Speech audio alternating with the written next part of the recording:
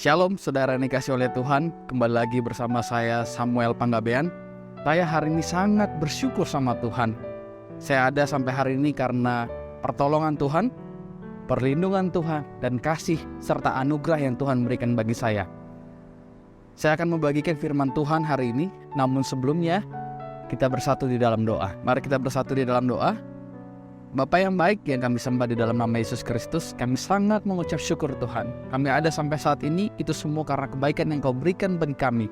Bapa, kami ingin mendengarkan isi hati-Mu. Berbicaralah bagi kami semua, dan kami sambut firman-Mu dengan penuh sukacita. Di dalam nama Tuhan Yesus, kami telah berdoa, haleluya, amin. Saudara yang dikasih oleh Tuhan, hari ini saya membagikan firman Tuhan yang terambil dalam Yeremia 29 ayatnya yang ke-11. Demikian firman Tuhan, sebab aku ini mengetahui rancangan-rancangan apa yang ada padamu mengenai kamu. Demikianlah firman Tuhan, yaitu rancangan damai sejahtera dan bukan rancangan kecelakaan, untuk memberikan kepadamu hari depan yang penuh harapan. Sungguh luar biasa firman Tuhan. Saya akan percaya siapapun yang mendengarkan firman Tuhan ini dan merenungkannya serta menjadikan rema dalam hatinya, maka berkat Tuhan akan tercurah atas hidupnya. Saudara yang dikasih oleh Tuhan, saya memberi judul firman Tuhan di hari yang berbahagia bagi saya hari ini, yaitu menjalani masa depan yang indah. Pertanyaannya, bagaimana kita boleh menjalani hari depan yang indah? Di antara kita pasti memiliki kerinduan, memiliki hari depan yang penuh sukacita, kebahagiaan, dan tentu damai sejahtera. Kalau kita melihat bagaimana kedaulatan Tuhan, bagaimana kuasa Tuhan, bagaimana ketetapan yang Tuhan miliki, namun Tuhan memberikan kita umat manusia free will, kebebasan. Artinya apa? Kita memiliki kebebasan untuk memiliki pilihan dalam menjalani hidup ini. Bagaimana kita bisa memilih, artinya apakah kita mau seturut dengan kehendak Tuhan atau kita hanya bersandar kepada kekuatan kita.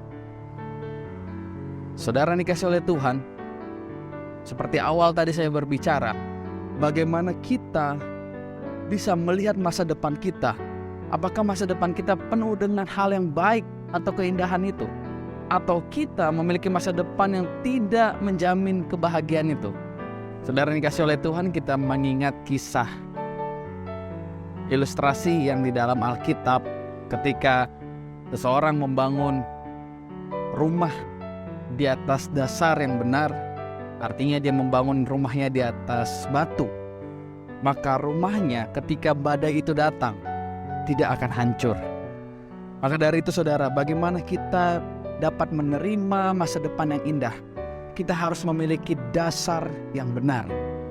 Saudara yang dikasih oleh Tuhan, kita buka dulu Alkitab kita dalam 2 Korintus 5 ayat yang ke-17. Demikian firman Tuhan, jadi siapa yang ada di dalam Kristus, ia adalah ciptaan baru. Yang lama sudah berlalu, sesungguhnya yang baru sudah datang.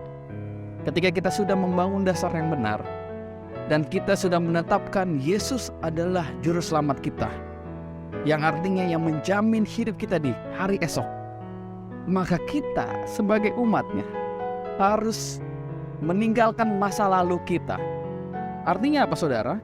Karena kita sudah diberikan Tuhan sebagai ciptaan yang baru, kita sudah dijamin akan hari esok. Karena masa lalu kita tidak perlu kita bawa untuk hari depan. Walaupun masa lalu kita, masa yang sukar, masa yang sulit, masa dalam penderitaan, tapi yakin bersama Yesus di hari esok ada kedamaian, ada sukacita, ada berkat yang baru, ada damai sejahtera yang mau Tuhan berikan bagi hidup kita. Saudara yang kasih oleh Tuhan, yang kedua, bagaimana kita bisa menerima masa depan yang indah? Di sini saya mencatat bahwa kita harus memiliki iman yang benar. Ayat ini mungkin seringkali kita baca, bahkan sudah kita hafal. Ibrani 11 ayat yang pertama, iman adalah dasar dari segala sesuatu yang kita harapkan dan bukti dari segala sesuatu yang tidak kita lihat. Ketika kita sudah membangun dasar yang benar, artinya kita juga harus memiliki iman yang benar. Berapa banyak di antara kita yang di dalam setiap permohonan doanya kita menyerahkannya kepada Tuhan, tetapi kita bimbang akan apa yang kita doakan. Hari ini saya mengingatkan kita semua, melalui firman Tuhan ini, kita harus memiliki iman yang benar. Iman yang benar ditandai dengan kita meyakinkan atau kita meyakini bahwa apa yang kita harapkan dan kita doakan, kita telah menerimanya. Bukan kita harus menerimanya dahulu, atau bahkan kita melihat keadaan saat ini, tapi dengan iman, seolah-olah dengan yakin dan percaya kita telah menerimanya. Maka di dalam Tuhan tidak ada lagi hal yang tidak mungkin, tidak ada lagi hal yang mustahil. Maka kita orang yang percaya dapat menerimanya karena kita memiliki iman yang teguh di dalam Tuhan. Saudara dikasih oleh Tuhan, yang ketiga, bagaimana kita boleh memiliki hari depan yang indah. Yang ketiga adalah kita harus memiliki kasih setia akan firman Tuhan. Efesus 4 ayat yang ke-15, demikian firman Tuhan, tetapi dengan teguh berpegang kepada kebenaran di dalam kasih kita, bertumbuh di dalam segala hal ke arah Dia, Kristus yang adalah kepala. Saudara yang dikasih oleh Tuhan, ketika saya membaca firman ini, bahwa saya, saudara, kita semua mau menerima hari depan yang indah, kita harus memiliki kasih setia akan firman Tuhan. Karena kenapa? Di dalam ayat yang ke-15 ini, bahwa kebenaran di dalam kasih kita bertumbuh di dalam segala arah. Kepada siapa? Pada Kristus yang adalah kepala. Artinya ketika kita mau setia akan firman Tuhan, kita mau berpegang teguh akan firman Tuhan, berpegang dan yakin akan janji Tuhan, maka apapun yang menjadi permohonan doa kita, harapan kita dapat menerimanya di dalam kehidupan kita. Ketika kita mau berpegang teguh sama Tuhan, mau berpegang erat akan janjinya, mau merekat kepadanya, maka hari indah di hari esok, di masa depan kita, dapat kita raih dengan penuh sukacita. Demikian firman Tuhan yang dapat saya sampaikan. Tuhan Yesus memberkati. Mari kita berdoa.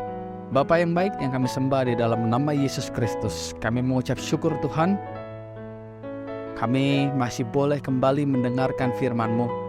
Kami yakin dan percaya di balik firman-Mu ada tuntunan daripada Roh Kudus, agar kami dapat melakukan kehidupan kami seturut dengan kehendak-Mu Tuhan.